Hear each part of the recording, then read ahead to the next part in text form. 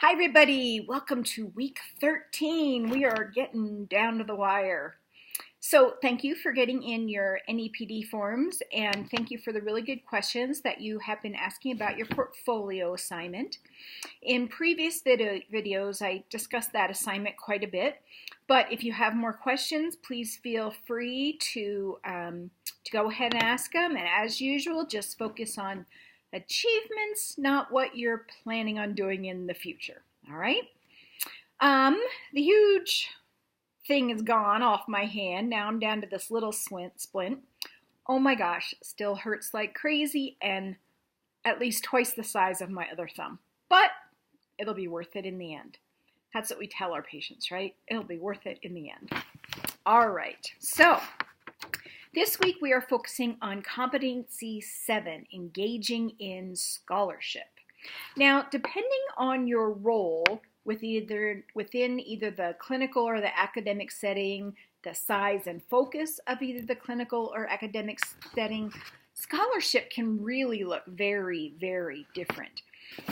So Boyer looked at 4 aspects, and sometimes I find that my students don't kind of get the depth that Boyer was talking about, because in some of our references we only talk about Boyer kind of in a superficial way, and so I just want to discuss those just a little bit.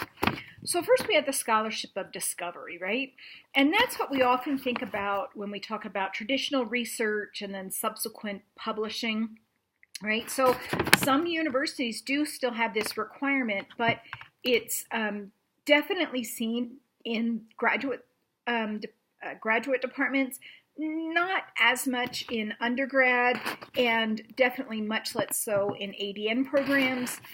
And this requirement is almost non-existent on the clinical side because most of the time there's researchers doing the research, either a nurse researcher or the research on the medical side. You might have a research coordinator.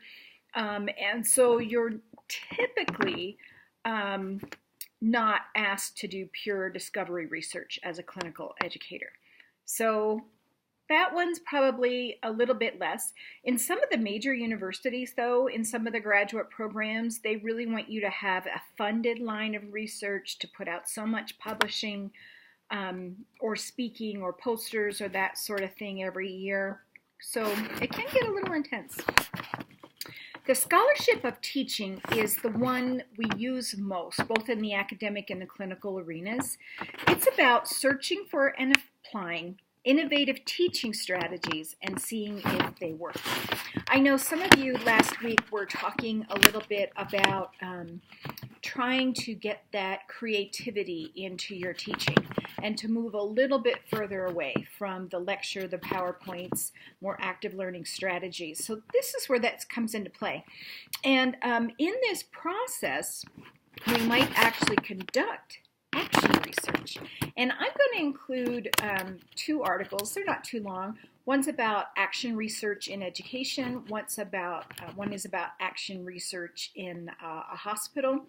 Just to give you an idea, action research is more practical than, I would say, pure scholarly research.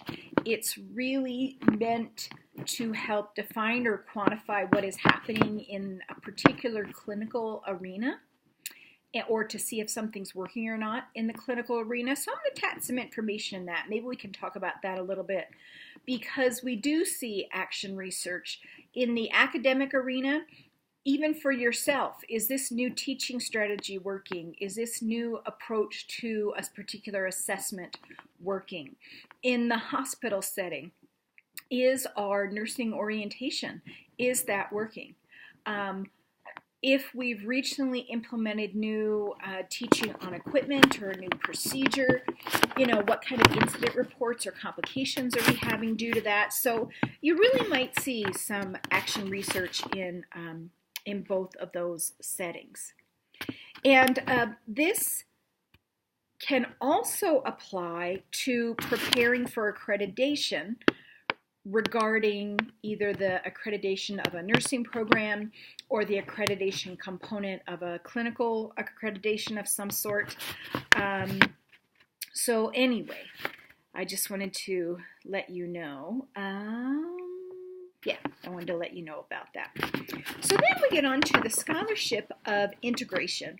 And this is really combining nursing knowledge with knowledge from other disciplines to shed light on something in a new way.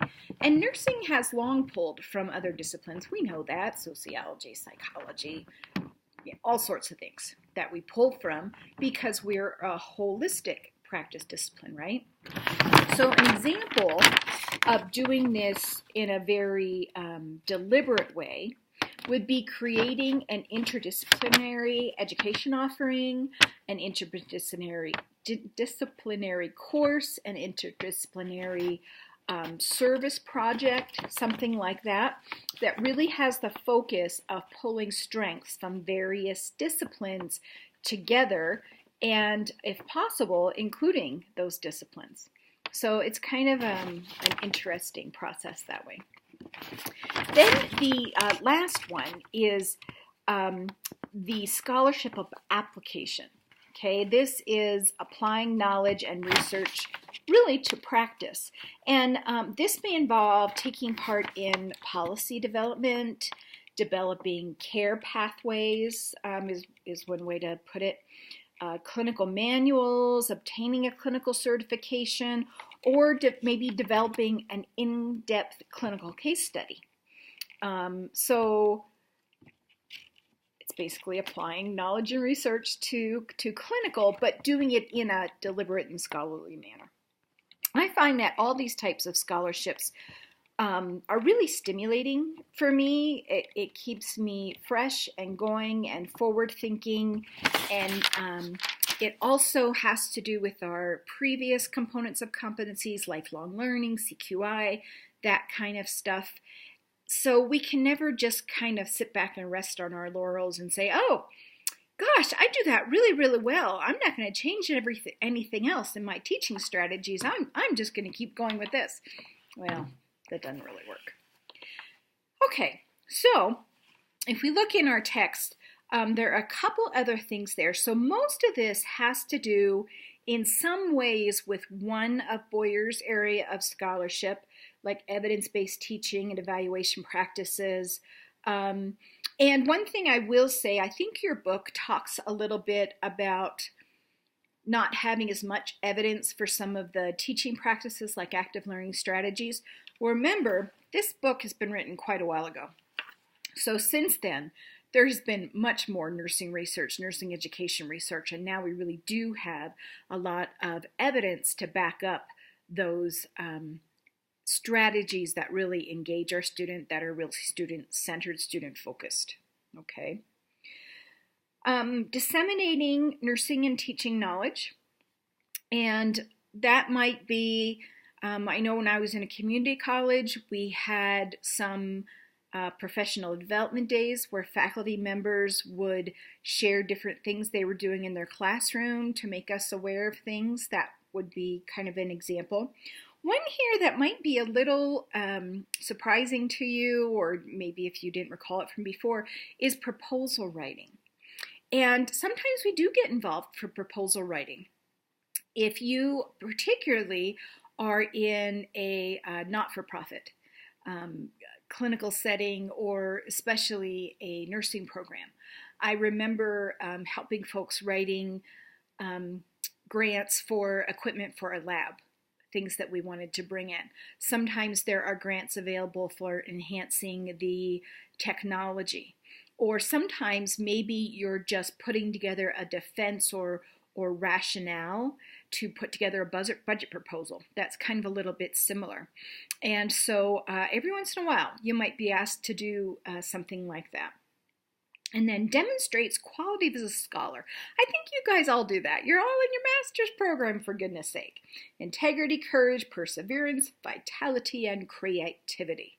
So I think you're definitely well on your way in this area.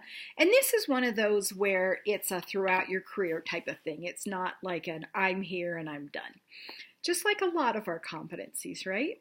Okay, so at the end of this week, I'm really looking forward to seeing your portfolios. They're always fun for me to look through and to see what you think you've accomplished and how you formatted it and just how you guys present yourself. So really looking forward to looking for those. I will be working on grading your participation and your NAPD forms very shortly, and you will have them back soon. All right, guys, see you in the main forum.